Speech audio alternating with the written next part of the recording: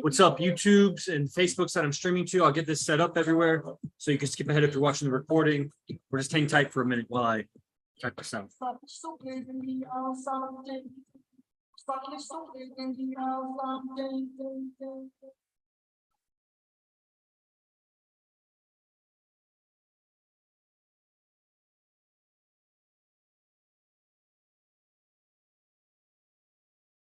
It's me flying down the highway, rolling my way. I just sit in there and think, but why should I stay slow? Will never be still, it seems I'm always on the go. One day at a time, I'm drinking everything in slow-mo. All strange, and I won't change. I just stand there like a statue, but have no end to grow. Will never be still, it seems I'm always on the go. What's up?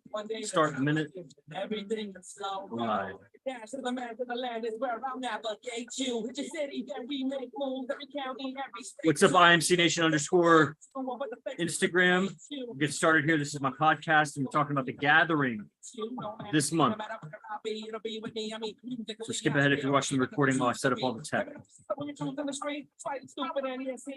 Worldwide, most definitely. Hang around here, what's expected from me, but I'm going later on, you can check it for me.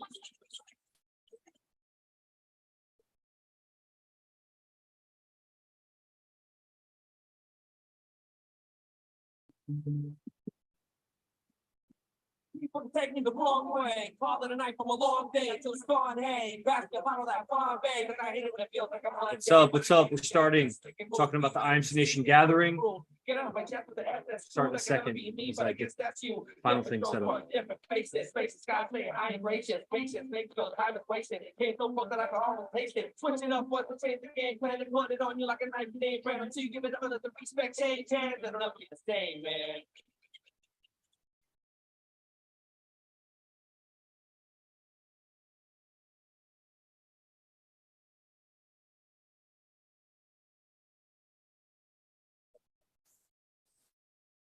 Right. What's up, David H? Man, where you been? What's up, Faraz?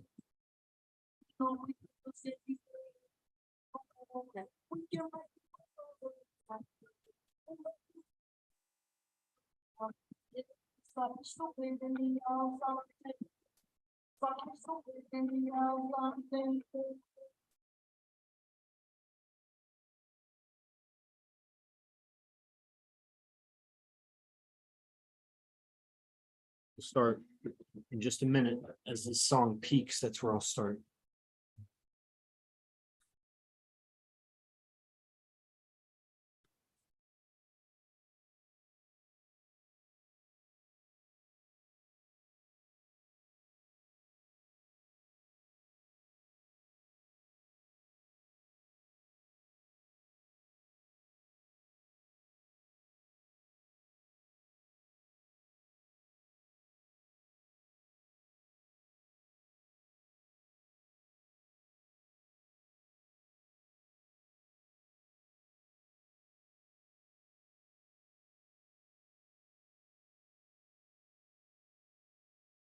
Go on. Cool. Welcome everyone to the show. Click record here. Welcome to Enlightened Masculinity, everybody. I'm Yogi Chris, your host, PhD, founder of 9th Limb Yoga, captain of IMC Nation, streaming to IMC TV, YouTube, Instagrams, and various other places, Facebook and YouTube. Welcome. So we have a gathering coming up, and the gathering is different from boot camps and online trainings or whatever. That's when people gather here in San Jose. We've been doing them every month now this is like month 48 or something in a row. So it's an ongoing thing. A lot of camps and teachers and things, they fizzle. AZD is still on the uprise after, 2 decades of teaching and at least a decade or a decade and a half teaching game and relationships. So, the beginning of this, if people are just discovering this show, then it's going to be some logistics. We do have Nick Diaz coming. Nick Diaz and one of his training mates who's also a UFC, signed. That's legit, it's hella legit. Try fighting one of those guys, just sparring with them. And so he'll be in town and we'll be kicking it and shooting the shit, probably smoking some weed, hanging out and talking for a couple hours. We'll field questions from people that attend in person and online, and AZD will be there. It's a high level of rapport that they have, a lot of respect for each other. And you'll see that. It's AZD is an expert. What's up, DJ Side Effects?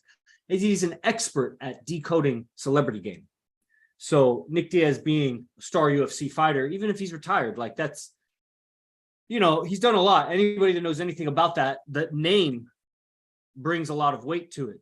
And of course, there's a lot of presence and the beingness and whatever. And when you're at that level of success, when you've been on HBO like that or whatever pay-per-view, when you know, you're performing in front of crowds of 20,000 or more people in big cities, and you're known. And of course, he has his brother, and so as a team, and you know where they come from in Sacramento, whatever. There's a lot of celebrity status. So decoding the celebrity game, like I'm looking at one of these group shots we have here in our living room, is just one Friday or Saturday night that we were out in downtown San Jose, or you know, Santana Row, whatever. It's not downtown, but it's a downtown. It's just not the downtown of San Jose, and it's like an outdoor mall, high end. And one of these ex-49ers who won championship rings, and he played almost a decade for the 49ers. A bunch of shit with a woman actually ended his career, so to speak, or transformed it into whatever it is now. But he was there, and he's in this photo, and a couple other guys that have nothing to do with IMC Nation. There's like 4, 5, 6, 7, I think. 8. Okay, all right. So there's 8 IMC guys, and then there's 4 guys that are not IMC that are just like in the shot.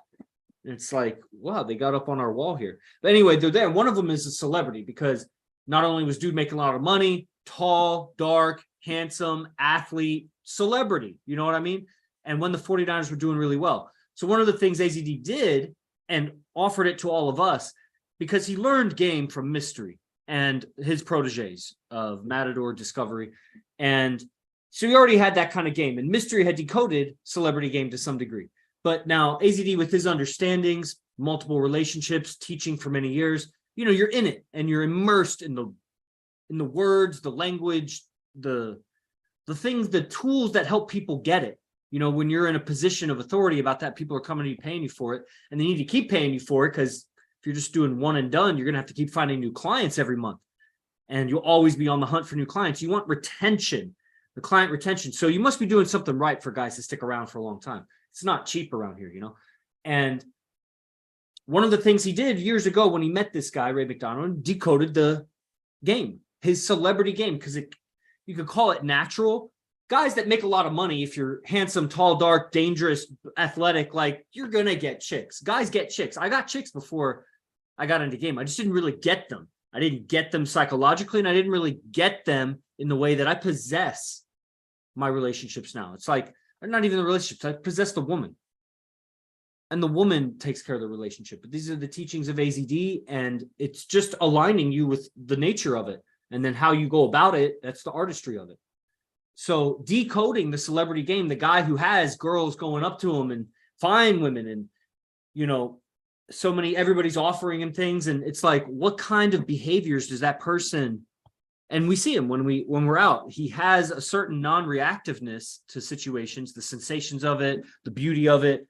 He's more familiar with it, and maybe less so now, but at the time, I mean, super celebrity. So now we have Nick Diaz coming, and we'll be kicking it with him. Decoding, AZD will be helping decode the mindset, but also of a champion fighter, a deadly man with his compadre, who's also a deadly man. And we'll also see flaws, but that's fine, because we're learning, and AZD will use, man, very exciting. So that opportunity is right there. Alongside, adjacent with coming and hanging out, kicking it with AZD and Nick Diaz, or streaming online if you must, is the party, private party with these models. Now, a lot of guys, they're reactive to beauty. And when you're in a relationship with a girl for a long time, you become less and less reactive to her beauty, and you get more familiar with it. You know what they say, like, familiarity breeds contempt. So guys and girls, they live together, and guy might, you know, they're sharing a bed, and, you know, they see each other in the morning she doesn't have makeup, and he's like, you know, dropping a deuce in the bathroom, and they start to really get familiar with each other and lose respect and lose appreciation. And I'm bringing that up because we have this model party where we hire the finest women in the Bay Area that are trying to make it as models, you know, as finest models in the Bay Area. And they're also the most charismatic. We're not just looking for beauty. Yes, we want beauty, but it's a presentation, it's an aesthetic, it's a grace that the woman, it's the professionalism, and it's her attitude, really. It's her attitude, how she talks and how she carries herself, of course, in a sense of fashion, grooming, cleanliness, all sorts of things. You'd be surprised what kind of models make it. And it's shouldn't be surprising because models make it because guys pay for it. Not necessarily like OnlyFans or strippers or things like that, but there's a market for it somewhere. And, at the root of things, modeling, it's portraying sexuality, and it's in a way that people look up to so they can enhance their sexuality. The guy with his look and his symmetry and his muscles and how he did his fucking beard and everything, and the girl, the fashion and the curves and how she carries herself and whatever. It's sexuality. And so we bring these girls, they come, they know what they're getting into, and it's a pretty amazing event. We have so many cameras around. So one, you get comfortable with the camera on you, celebrity game. Two, you're in set with the girl and then you rotate. So you're in set with a lot of different girls. So you might go home a little bit shocked because you're not used to interacting with that many fine women one after the other.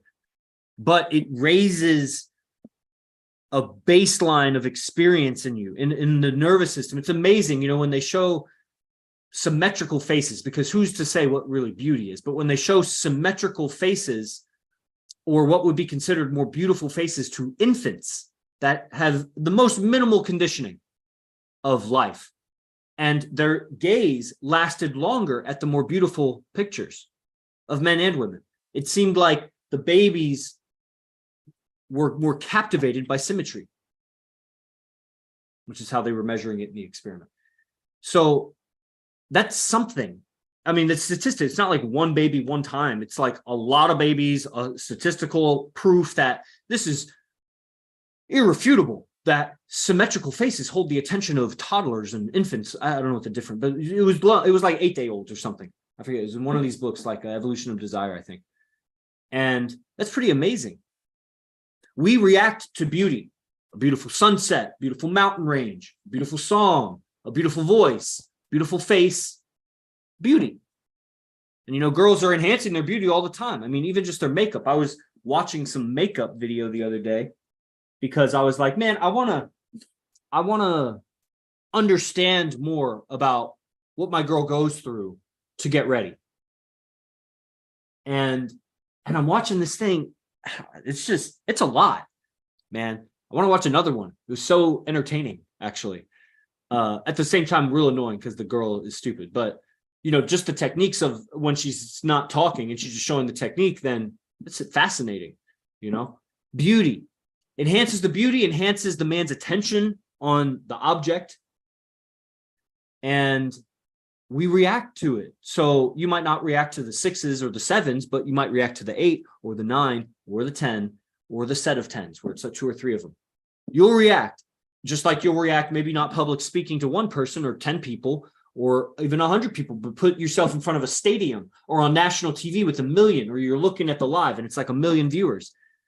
And then don't feel that. There's something in the nervous, now it's mental because you're perceiving it. I could imagine 1 million right there and start reacting to it. And then there's the fact if there was 1 million on, and then you start reacting to it. Just like you can imagine her, the most beautiful goddess in the world, and then there's the fact when it's right in front of you, staring at you in the face. So these parties, girl after girl, get more familiar with the beauty. Get familiar with the camera in your face. Get familiar talking to the women around your brothers. A lot of times we'll go out and there won't be a lot of women for each person to be in set with. The way we're going out is, again, celebrity game. It's a beingness and a presence in the venue, AZD setting the example. And then the guys that have lived with him or been around him the longest have some element of that. And it's measurable. So guys will be in relationships, longer relationships, and they're more comfortable and they're not reacting. But then with new women, they're reacting. And it's amazing what attracts and seduces one woman doesn't for another. In some cases, like your personality, you got that one girl because of the context that you met her in, or, she was looking past your fakeness and your inauthenticity in the beginning because she already had decided. She'd already chosen you. But use that same gambit on another woman and she hasn't chosen you. How do you win over the affections without chasing, without seeking for her to like you, but understanding that you're testing what you're saying and doing based and using her reactions. That's why we do a vetting for the models, because there's some psychos out there, girls that don't react right. And I'm not looking for, I'm the casting director, so I do a lot of the auditions, but I'm not looking for, I guess I am looking for a certain set of reactions, like positive reactions. Like, can't be all edgy and touchy about life. I mean, some girls just show up edgy about life. And then you start talking on a certain subject like alpha or relationships or anything like that, and she'll get real tight. And it's not because she's married or in relationships, because lots of girls pass and they're married and they're in relationships. I'm not talking about the quality of those relationships. Like, he's beta and most of them admit it. But, they don't make it an issue. I don't make it an issue. But girls will make it an issue. They're not even in relationships. They just hate men. And whatever. I can get it. That's why you're making a living modeling. I don't know what man is letting you do that.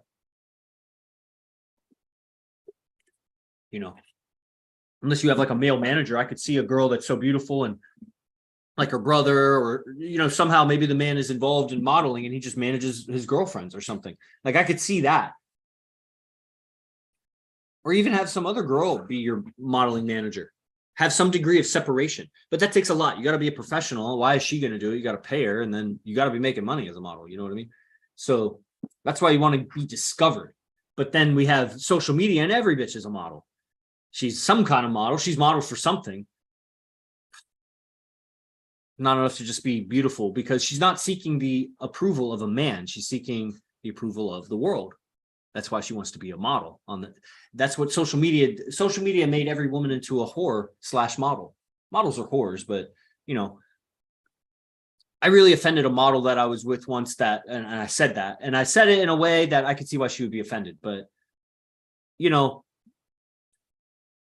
it's the truth packaged in not such pretty wrapping paper. It's fine. It's what it is. No matter what you're doing as a woman, you're selling your sexuality. Whether it's to your man and you're at home and raising babies, you're still selling yourself to him. If he's a real man and he's not chained to you, then he would leave you if you misbehaved. So you got to keep selling your man on your womanhood.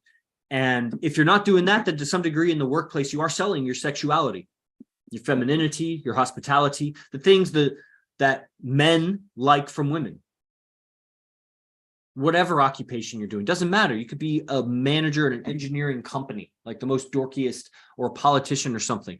You're getting more your way because of your feminine charms as a woman. And you could be like, well, that's not my fault. Like, it's just the way it is. Yeah, but you're using that to get ahead. You're not denying that. Otherwise, cut your hair, never wear makeup, flat chest, and just dress like a man. Don't be a man. I'm not saying be gender fluid. Just dress like a man. Be a man. And then you'll say it's impossible because your voice, everything, it'll just come across. Your femininity would get you ahead. And so the man that can master femininity, that's not, yeah, what's up, Solo? That's right. The man that's master femininity, he's not reacting to just new women in his environment. Or I'm not saying just like being unfriendly or not interacting. It's just there's a reactiveness that you lose that. Like I was saying, the men in relationships, you get so familiar and comfortable, you lose this kind of reactiveness. You still have it. But as you get so familiar, then you just don't have it. So you can have that desensitization. And that's what we're building our life. You build your life, and women are attracted to it because you have some real value here, connected with guys or whatever you're doing with. Like, I'm thinking about the sensei at the jiu-jitsu place I just go to on Wednesdays. And, he's liberal. He's in the feminist agenda, whatever. He's a normie, like all the other normies, but he's great at jiu-jitsu, and I like him. He's older than me. And, and I was just thinking about it because one time we were talking about him and his wife and, value and you're raising your value through life and whatever. It was not just about him. It was a bigger conversation that we just kind of skirted past that. And I was just thinking in meditation, I'm like, dude, that guy, he just keeps raising his value, keeps getting better at martial arts, teaching martial arts, more successful business, training more lethal fighters, more connected as men that get older, and they're more connected and more successful. And it's just, his value just keeps raising as he's led an army over the years. He's created an army of, jiu-jitsu guys that know how to fight, that are loyal to him. And, he's only going up. What's the woman's value doing? What's her value doing? She's raising your kids. Okay. Outside of that, is there anything?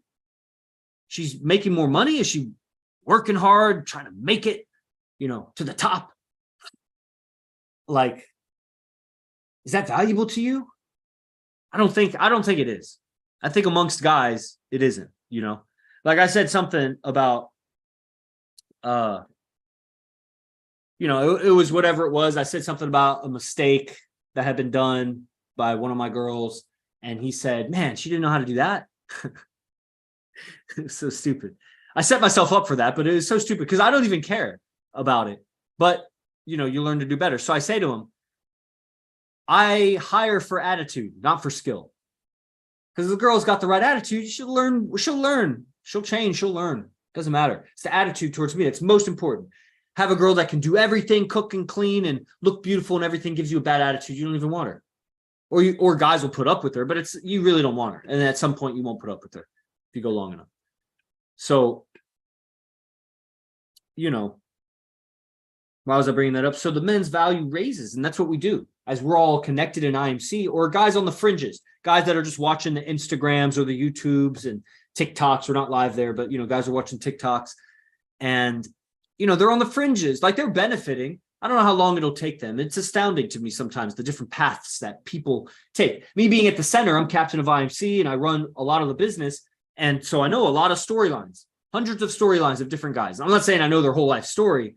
Whatever reconnaissance I've gained, by talking with them, messaging with them, or observing, their comments, their posts, whatever. It's a whole mass psychology. I have a PhD in this whole other field. Imagine like how much schooling you needed to finish high school, and then to get a bachelor's degree, and then a master's degree, and then a PhD. It's a different degree. What's funny is when people say PhD degree.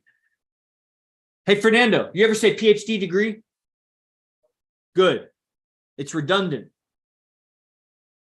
You would say that? Oh, did you already know that?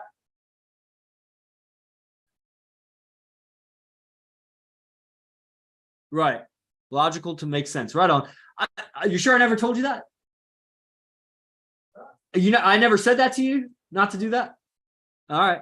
Good. All right. Well, a lot of people, I hear them say PhD degree. The D in PhD is degree. So you're saying philosophy degree when you say PhD degree. So imagine all that schooling. Now, that's taken really, to me, no less effort to gradually replace that storage in my mind and fill it with this other activity, which is the rosters of IMC and all of the accounts and managing data and whatever. It's just what I do. It just replaced that engineering stuff with, and so it's a big effort. There's a lot of communication lines and learning a lot of stories. And why was I saying all that? People's story, getting to know people's story. Oh, it's astounding what paths people take. Some people, they jump right in. Some people, they take a little bit. Some people, they're always on the fringes. I've been seeing them around for like 4 years or longer, just like hovering. I don't know what they're doing. What are you researching? What are you looking at? One of the guys was messaging me today, and I understand, and all kudos to him because he's a man in IMC. He's on Alpha Academy, never done a camp, but he's been on Alpha Academy for like 2 years. And he has 9 kids. I was like, damn, dude. Well, if there's going to be a man with 9 kids, it should be an IMC guy. Now, he had his kids before he got into IMC, but you got a lot of responsibility, a lot of time demands. I get it. And, he shared with me these 2 other guys he was watching, studying, whatever. One of them I had heard before, and the other one I was looking at. They were very similar. Older white guys with a little bit of tattoos, talking that tough talk, that alpha married talk, that married alpha talk, date your wife kind of talk. You got to keep dating your wife kind of talk. And if you know that tagline, you could find one of those guys. But he says in his message, he's like, but I'm leaning more towards AZD something. And he wanted to talk. So I sent him my number. We haven't talked yet, but I could see why you would lean towards AZD. Those other guys are beta to their wives. They talk tough. They talk big. They make a lot of money, but you can hear the guys that are more into multiple relationships and been studying AZD for a long time. The only way to do the multiple relationships stably is to be alpha. You could get with multiple women and everybody knows about each other and whatever. You can even get them to be exclusive to you. If you're exclusive, you'll have some criteria on you. If you're, there is criteria, like I am away with my women, but it's like, it's not like I have to agree to be something that I'm not. It's the agreement that I am this way. Even if my way is I change a lot. So my women have learned, or at least my main girl who's been around the longest has learned, she should have learned, I think she's learned, I change a lot. Don't try to figure me out. I'll change right when you think you got your thumb on me. Stop. Enjoy the ride. The seduction of your life is not being able to figure me out. Quit trying. Just enjoy the ride. There's nowhere to go or get to, except I am giving you leadership and direction that will lead to a more fruitful future than, I don't know where else you would get a more fruitful future, maybe in your control. Maybe if like aliens came down and took you to Venus, but that's not in your control. Maybe you could try, as you women try, but they probably try to do that. They do seances and like trance out and call for the ET to come get them. Maybe it worked for one of them. Who knows? They know. So anyway, we got Nick Diaz coming, celebrity game, decoding it. We got the model party, desensitize yourself to beauty, cameras, and gaming around your brothers, which is essential for the highest level game, because that's what it is. You know, I'm continually astounded by AZD's comfort and expressiveness in audience, you know, in public, when we're out with people, strangers might be around, or, you know, just I learned to expand my range and not give such a fuck about other people's opinions, but at the same time, give a appropriate fuck about other people's opinions. There is a level, there is a fine line between like disrespectful and not giving a fuck. How can you be respectful while not giving a fuck? It's a lot of inner mastery. You got to have inner mastery because you have to separate yourself from your mind, from your actions. You are doing something because it is a higher conduct in life. It is the right way, not the right way because the Bible said it or mom and dad said it or whoever said it. It's the right way because you have observed. And that's where we're studying and learning and decoding the celebrity game, because you learn through trial and error. And as you ascend, like I said, men raise their value. As you raise your value, you learn new lessons, new things, new opportunities, new situations are open to you as you raise your value, as you're more sought after, as you have more status, as you know, more money, even everything. As you build your life, new situations present themselves to you. And so you're faced with new decisions to make, and you find yourself, you find your character. If you're reflective, a lot of people aren't reflective. They're just going by trial and error. But even if you just go by trial and error and you just ride the wave as you live and not even have any separation or any awareness of you are a spirit living a life, if you're just living life and you stay at it, you don't have toxic, self-destructive habits, you'll get better. You just get better. And men, you age, you bald, you know, wrinkles, whatever, but it's different. And so you'll get girls, you'll do better. But there'll be, you know, the same decisions that worked for the 20-year-old is not going to be the same decisions that are for the 37-year-old.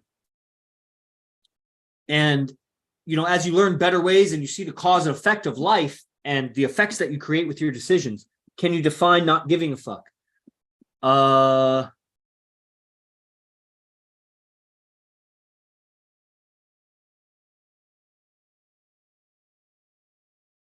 There's going to be, I see at least two levels to it.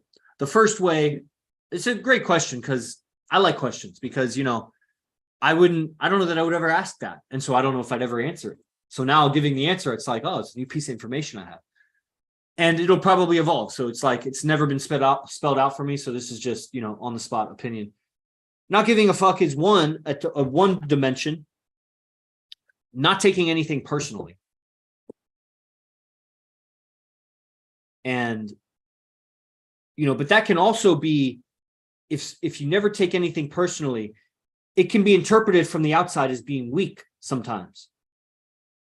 So you got to stay expressive while you're not taking it personally. So, you know, that's going to bring in the second dimension of things, which is I'm going to say what I want to say without giving a fuck whether you like it or not. Now, there's more to that because you got to be respectful. Like, how do you say what you want to say to the police officer? You know, there's 1,000 ways to say everything, but a lot of them might be disrespectful and it'll get you in trouble. So understanding situations, context, but I'm going to express my truth regardless of whether you like it or not, given that I'm not going to lower my survival.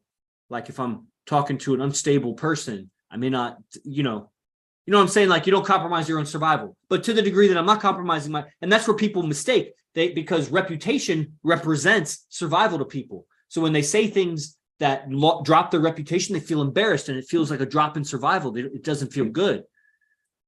Or they act in a way that, drops their rep. It doesn't feel good because it represents survival to them because they're relying on the group. That's more feminine. Guys don't rely on the outside group. They have an inner group. And to mature, you got to distinguish who is my people, who is not. Yes, that doesn't mean they're my enemies, but they're not my people. I got to not react or take personal their opinion about me, what I say and do, but still navigate it or walk away. And so there'll be levels of mastery of that, which could be observed if we were observing you, that you could walk away or you could pretend like it didn't affect you, but you're really affected. If you only and most of the time you're affected, you pretend like you're not affected. You'll know when it's not affected, when you're not affected. You're not affected, So again, that becomes like a spiritual practice moving forward, how to not be affected by life, but still engage with life with morals and ethics. Like it's not you're spineless or you're rude to everybody because you don't give a fuck. That's the bottom of the dish. That mimics being a badass. It's not really badass. It's weak. If you can't discern who to be good to, who's your people, who to trust, who to lend a hand to, and who not to, and you just write them all off as, not worthy, I don't know if that's the highest survival. So it seems like a defeated person, actually. But on the surface might seem like the same not give a fuck attitude, but it's not. And you need the wisdom to see the difference. Hey, Gio. So not giving a fuck is pretty much outcome independence, doing whatever the hell you want within reason, of course. Sort of. Yeah, sort of.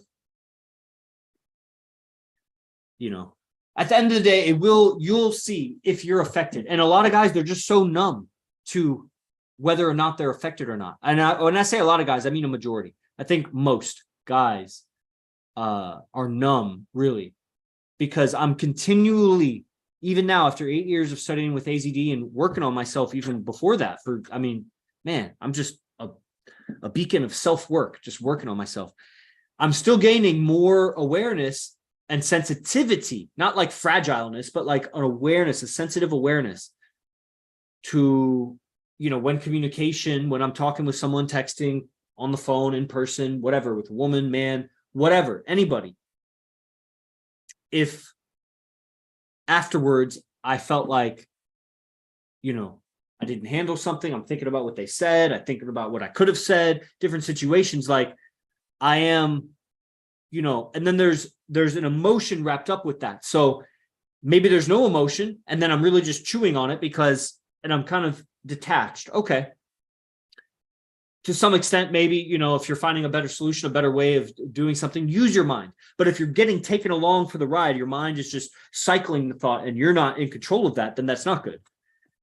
But if while chewing on the thought, you're feeling all tense about it, stressed about it, nervous, and that's where people are numb. Guys, girls especially, but guys are numb too. They're numb when they're thinking these thoughts. Are you feeling positive about what you're thinking about?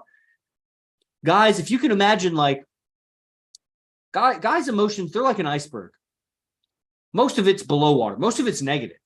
Most guys have not worked on themselves enough where they're in a positive emotional being inside most of the time. They're actually negative most of the time. And when you start calling their attention to it, they will actually come up in emotional tone. They'll get higher. And the reason for that is because they're negative, because they're chewing on a bunch of negative thoughts, not realizing that they are feeling negative about their own thoughts. And that includes your perception of some interaction that just happened. So if that's called being affected. So there's a lot of nuts and bolts to it. And what you said was kind of on the right path. And you already know. That's the thing, though. You already know the answer. I didn't say anything you didn't know. Like, you could have written that before I even gave the answer. So I just gave a bunch of little details and nuances around what does it mean to not give a fuck. And this IMC Nation and AZD, this is the not give a fuck, especially when it comes to relationships. Those guys that my friend on Alpha Academy was telling me about that he studies, the dad, coaches, alpha dad coaches or whatever. Give a fuck. They give a lot of fucks. They're still held. They're contained in their expression. And I've seen such abundance in relationships and clients and students and whatever around AZD, working with them and whatever. There's a genuine care. And then there's this not give a fuck. And I've adopted that. And it's what works. It's what creates a loyal audience. I mean, the guys that are showing up to class every day are changing fast. And they're dedicated. And I've been showing up every day for years. And it keeps evolving. It's not static. That's so fascinating. I wonder how long it'll go for. Because the imagination of, your imagination can access infinite solutions and possibilities. And if you're on target with your purpose, your imagination will be working on your purpose too. So like when I was in my PhD and I was reading all these papers, it was about a certain subject in environmental science, and I was immersed in it. And I couldn't help it when I would walk my dog, I'd be chewing on those thoughts and I'd be coming up with, I'd have to take notes. At the time, I would actually carry a notepad and write in it because you couldn't help it. My conscious mind was so filled with these ideas on this environmental science subject, something, about energy and science and nature. And I'm coming up with all these connections while I'm walking. And so that's just what happens when you filled your mind. Like if I was studying yoga all the time, man, you start seeing people's bones and muscles as they walk and like their alignment. You see your alignment in the mirror differently. And it's like you just start seeing what you're studying more deeply. And man, if you start teaching yoga and studying yoga, teaching science and studying science, teaching IMC and studying IMC, you get deeper and deeper perception of it. So if AZD's been teaching it for a long time, he's getting deeper into this thing and he stayed on course, he's got a target, then the language develops, the understandings develop, they expand, more and more subtle nuances. And it was long ago that he talked about hacking the genetic code. And I've seen it so many times. And this is, like has been said, an alternative way of relating with women. How are you regarding women in your life? Mom, daughter, sister, women, old women, young women, wives. There's a code that they're operating on that doesn't mean you treat everyone the same. In fact, you treat everyone different. It's unique.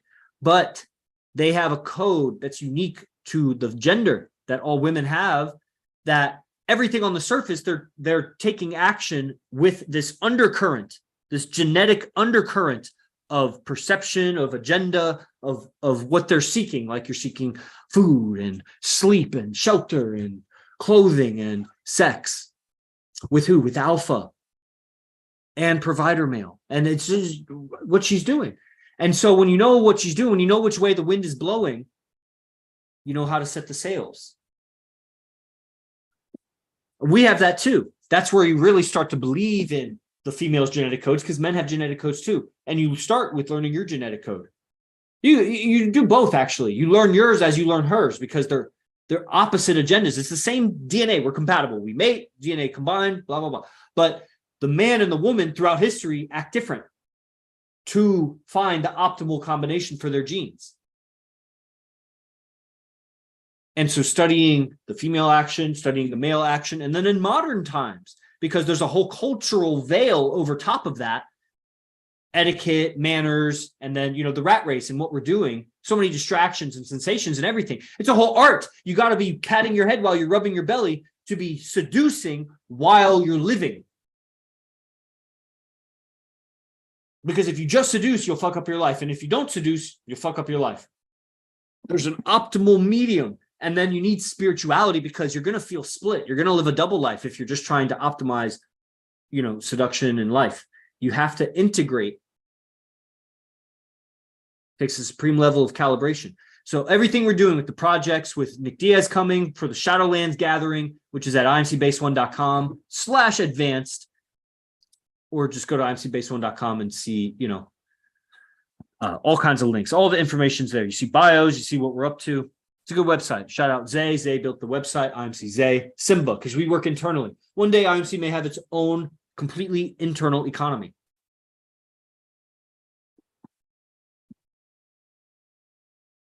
It's already happening. So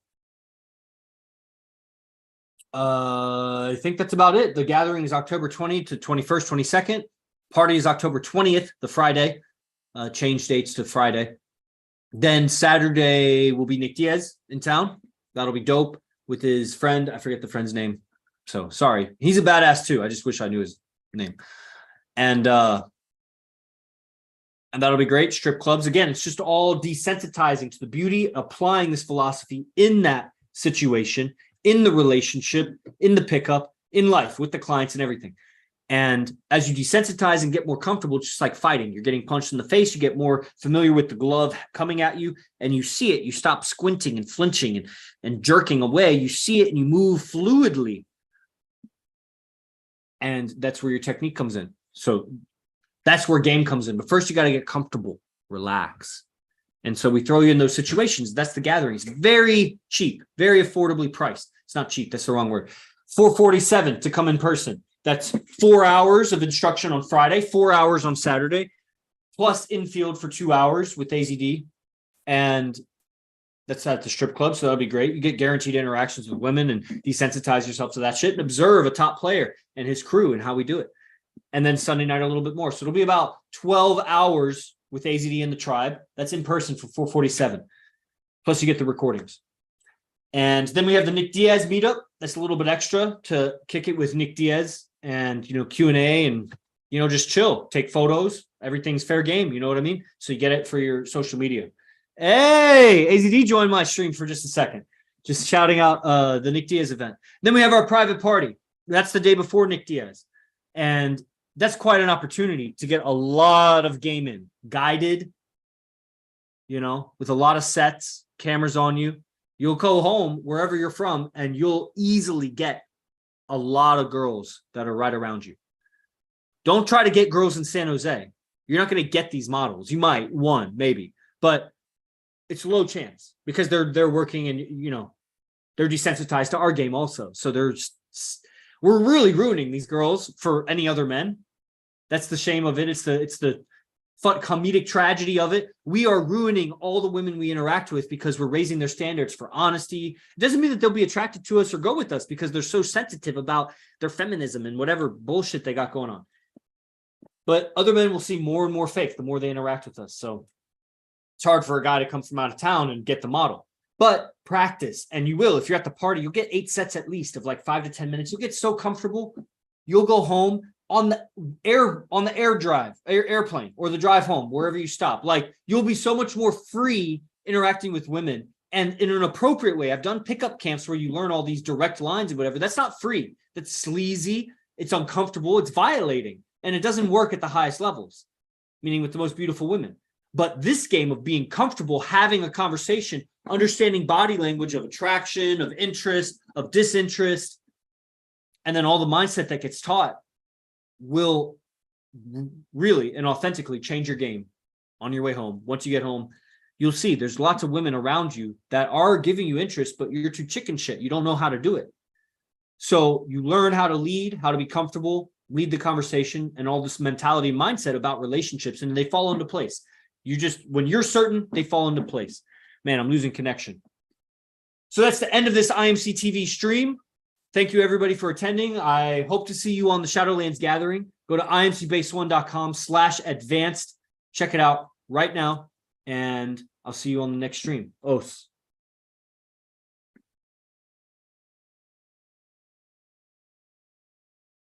Oh, Charlie Pinello was on.